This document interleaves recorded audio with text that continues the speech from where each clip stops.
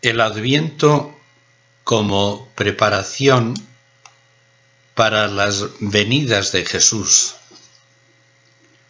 Dicen los entendidos en la historia de la liturgia que la primera referencia documentada que se conoce sobre la celebración del Adviento se remonta al año 336, al final del imperio de Constantino.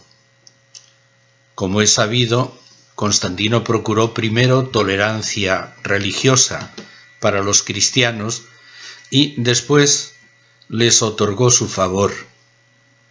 De este modo pudieron tener personalidad civil como grupo, construir sus templos y, en consecuencia, organizar sus celebraciones litúrgicas. Al comienzo se presentó el Adviento como un espacio de tiempo que tenía una duración de 21 días, 3 semanas. Aludía a esta característica San Hilario de Poitiers en aquel mismo siglo IV. Escribía él que el Adviento era un tiempo misterioso de 3 semanas que celebraban los cristianos antes de Navidad. A este tiempo le daban naturalmente un sentido de preparación para el nacimiento del Señor y de preparación para las manifestaciones que se siguieron a su venida a este mundo. Está claro que para aquellos cristianos que preparaban y celebraban ya de manera libre el Adviento y Navidad, el centro estaba en Cristo, Salvador de los hombres. Con el paso de los siglos, las 3 semanas del Adviento se ampliaron a 4, que son las que nosotros celebramos y que estamos a punto de comenzarlas. Es, por tanto, un momento muy propicio para dirigir la mirada a las semanas que vamos a vivir, para preparar, en comunión con la Iglesia, lo que ella, como madre y maestra que es, nos va a ofrecer progresivamente. Puede tener su utilidad hacer un cierto repaso de lo que se ofrecerá en estas 4 semanas. Ayudará a llevarlo a la mente y al corazón para que aflore después en nuestra vida, para que aflore siempre. Lo haremos desde la gratitud y con un propósito orientado a que cale hondo en nuestras personas. Será asimismo provechoso para entrar con la mirada despierta en estas celebraciones que se sucederán día tras día. Los principales mensajes e invitaciones que llegarán a nosotros en este tiempo los recogemos de la liturgia, que estará siempre motivada por abundantes lecturas del Antiguo y del Nuevo Testamento, también por reflexiones de diferentes padres de la Iglesia, de probados escritores de la espiritualidad cristiana y, en fin, en la época contemporánea también del Concilio Vaticano II. Se motiva también a los creyentes en estas 4 semanas por medio de plegarias que en la Iglesia, guiada por el Espíritu Santo, se han venido formulando en forma especialmente de oraciones, de responsorios, de antífonas, de textos introductorios a la Eucaristía. Entre las lecturas bíblicas del Antiguo Testamento, además del uso constante de los salmos, serán abundantes las tomadas del profeta Isaías, el profeta del Adviento. También tendremos lecturas de Jeremías, de Ezequiel, de Daniel, Miqueas, Ageo, Malaquías, Baruc, del libro del Génesis. Del Nuevo Testamento proclamaremos textos, desde luego, de los evangelistas, de San Pablo en la carta a los romanos, a los corintios, a los tesalonicenses, a los filipenses, fragmentos de los Hechos de los Apóstoles también, de la carta de Santiago, de los 4 evangelistas, ya lo hemos dicho, de las cartas de San Pedro. De los padres de la Iglesia repasaremos fragmentos de la carta a Diogneto, de San Agustín, San Cirilo de Jerusalén, San Gregorio Nacianceno, San Pedro Crisólogo, San Efrén, San Cipriano, San Hipólito, San Ireneo de León, San Ambrosio, San León Magno, San Beda el Venerable, San Gregorio Magno. De escritores de espiritualidad cristiana evocaremos pensamientos del beato Isaac, abad del monasterio de Estella, de Guillermo, abad del monasterio de San Teodorico, sermones de San Bernardo, algún escrito de San Anselmo, también algún escrito del libro de la imitación de Cristo, de las cartas pastorales de San Carlos Borromeo, de San Juan de la Cruz. Recibiremos muchos mensajes, como decíamos, de las oraciones colectas, también de los responsorios, antífonas, introitos, invitatorios, versículos, himnos, preces. Se expresaba así San Carlos Borromeo. La Iglesia, como Madre amantísima y celosísima de nuestra salvación, nos enseña a través de himnos, cánticos y otras palabras del Espíritu Santo y de diversos ritos a recibir convenientemente y con gran corazón, con un corazón agradecido, este beneficio tan grande de la venida del Señor, a enriquecernos con su fruto y a preparar nuestra alma para la venida de nuestro Señor Jesucristo con tanta solicitud como si hubiera Él de venir nuevamente al mundo. De otra manera, nos enseñaron con sus palabras y ejemplos los patriarcas del Antiguo Testamento para que en ello los imitáramos. Hasta aquí San Carlos Borromeo, y tendremos una lectura suya ya el primer lunes de la primera semana de Adviento.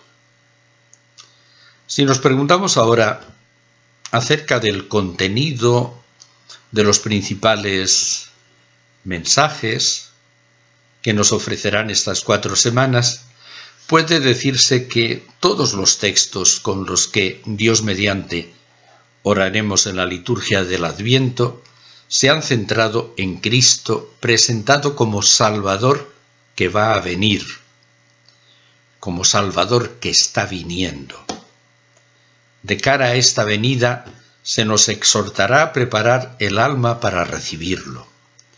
Estos textos, la inmensa mayoría bíblicos, inspirados por Dios, con presencia del propio Cristo en ellos, o textos que acercan y comentan la palabra de Dios, harán su camino en nuestros corazones, en comunión con toda la Iglesia orante. Experimentaremos en este tiempo la esperanza de la comunidad eclesial centrada en el Salvador. La primera venida del Salvador en nuestra carne lleva consigo el significado o la marca del sufrimiento, de la humillación.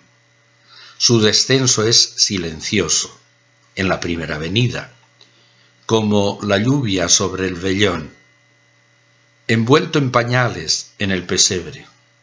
Soportará la cruz sin miedo a la ignominia, dirá San Cirilo de Jerusalén. San Bernardo escribía: en la primera venida el Señor se manifestó en la tierra y convivió con los hombres. La segunda venida, empero, será la de Cristo glorioso. Cristo, en la plenitud de su gloria, llevará la diadema del reino divino. Su descenso será manifiesto, no silencioso, como lo fue en la primera. Se realizará en el futuro. Vendrá revestido de luz. vendrá glorificado y escoltado por un ejército de ángeles y santos, decía San Cirilo de Jerusalén. Verán venir al Hijo del Hombre sobre las nubes, con gran poder y majestad se nos recordará. En la última venida todos verán la salvación de Dios y mirarán al que traspasaron. También son palabras de San Bernardo. La liturgia hablará también de venidas intermedias. Así como Cristo vino una vez al mundo en la carne, de la misma manera está dispuesto a volver en cualquier momento para habitar espiritualmente en nuestras almas, con la abundancia de sus gracias, y nosotros, por nuestra parte, quitamos los obstáculos.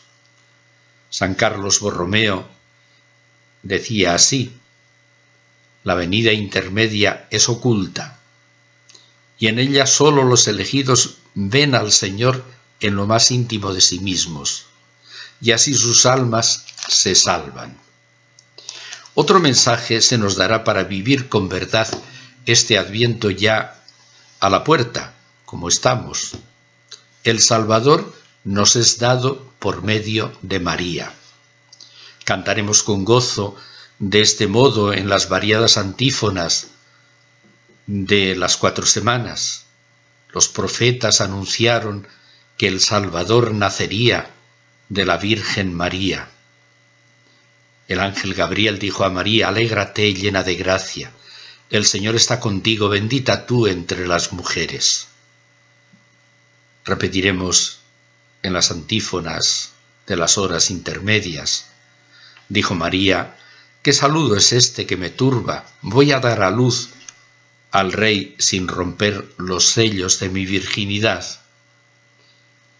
El ángel del Señor anunció a María y concibió por obra del Espíritu Santo. También repetiremos en antífonas de vísperas. María está presente en la primera venida y es también madre mediadora en las venidas intermedias, y estará glorificada al lado de su Hijo en la última venida. La liturgia nos hablará de la universalidad de la salvación. Con la Iglesia expresaremos nuestra esperanza en el Salvador universal. Viene a ofrecerse a todos, porque todos tenemos necesidad de la misericordia de aquel que viene a hacerse uno con nosotros y que vendrá glorioso al final de los tiempos. Escuchad, pueblos, la palabra del Señor. Mirad a nuestro Salvador que viene, no temáis. Hacia el monte del Señor confluirán los gentiles, caminarán pueblos numerosos, será el árbitro de las naciones. También lo repetiremos tomando palabras de Isaías. Vendrán muchos de oriente y occidente y se sentarán con Abraham, con Isaac y Jacob en el reino de los cielos. Destruye los muros del odio, el Salvador que viene, que divide ese odio, ese muro que divide a las naciones y allana los caminos de la concordia entre los hombres. También suplicaremos con la Iglesia. Hemos de preparar la venida del Salvador universal. Es otro mensaje. Se nos invitará en este tiempo a preparar la venida del Salvador de todos, a disponernos para su venida.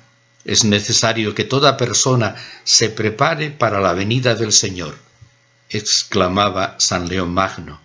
Toda la tierra se llenará de la gloria del Salvador y toda carne verá la salvación de Dios.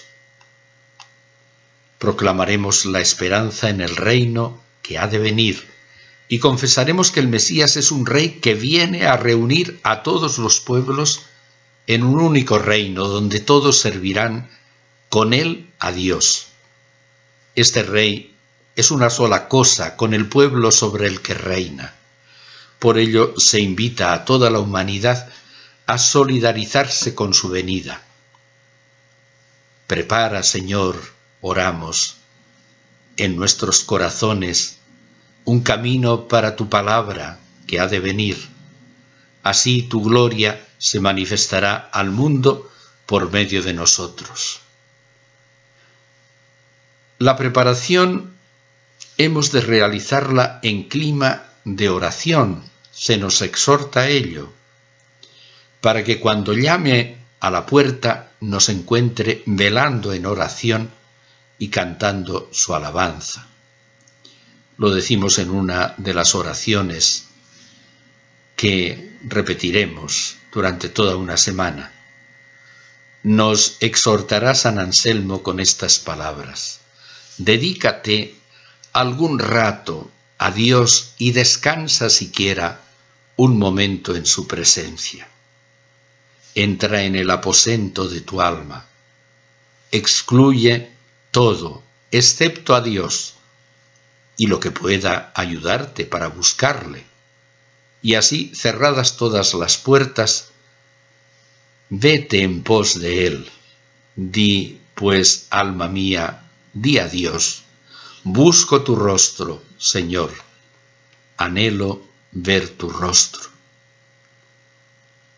El Papa Benedicto XVI ha puesto un acento especial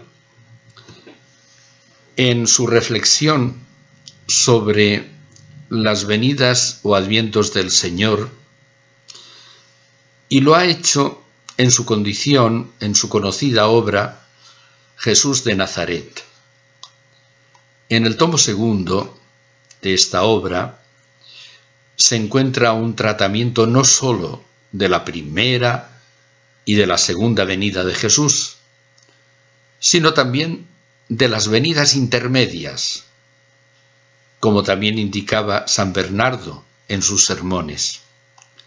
Dice Benedicto XVI, aunque la expresión adventus medius, adviento intermedio, era desconocida antes de San Bernardo, el contenido, que es lo que importa, sí era percibido desde el principio de la tradición cristiana.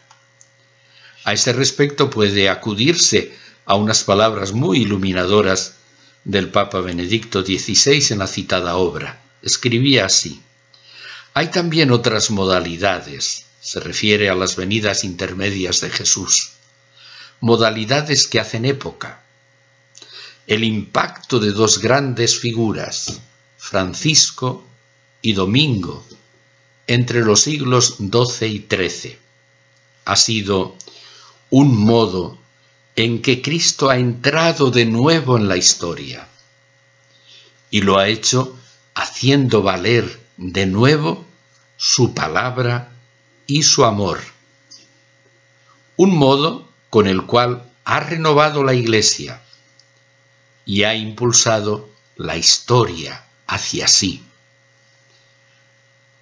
Algo parecido, continuaba Benedicto XVI, algo parecido podemos decir de las figuras de los santos del siglo XVI.